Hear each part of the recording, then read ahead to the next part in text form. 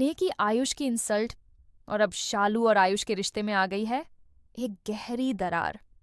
Well, serial भाग्य लक्ष्मी में अब जो चल रहा है वो दिल को झकझोर देने वाला है।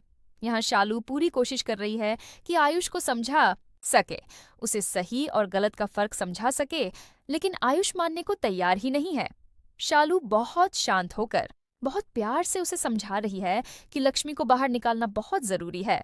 वो बेगुनाह है, उसने कोई गुनाह नहीं किया। नीलम की जान ली गई है, लेकिन वो जान किसी और ने नहीं बल्कि मनीषका ने ली है। शालू बार बार यही बात दोहरा रही है, मगर आयुष जैसे दीवार बन गया है। उसकी आंखों पर किसी और की बातों का पर्दा पड़ा हुआ है। वो न शालू की बात सुन रहा है न अपनी अंतरात्मा की आवाज।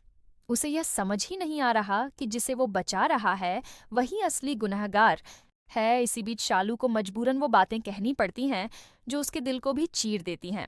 गुस्से और दर्द में डूबी शालू बोलती है, जैसी माँ है वैसा ही बेटा है।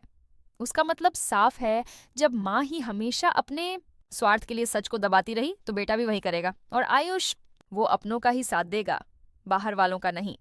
फिर चाहे सच किसी के भी साथ हो, उसे फर्क नहीं पड़ता।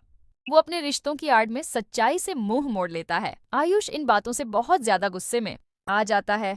उसका चेहरा लाल हो जाता है और वो कुछ भी सुनना नहीं चाहता। मगर शालू का दर्द उसकी आंखों में साफ झलक रहा है।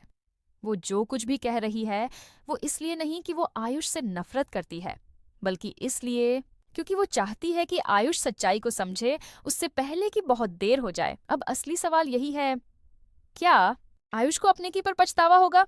क्या उसे एहसास होगा कि शालू जो कह रही थी वो एक एक शब्द सच था? क्या वो मानेगा कि लक्ष्मी बेगुनाह है और मनीष का असली गुनहगार? अब आने वाला ट्रैक काफी ज्यादा इंटरेस्टिंग होने वाला है। आयुष धीरे धीरे विशाल की बातों पर यकीन करने लगेगा। विशाल जो शुरू से ही सच्चाई की लड़ाई लड़ रहा है, वो आयुष की आंखें खोलने की कोशिश करेगा।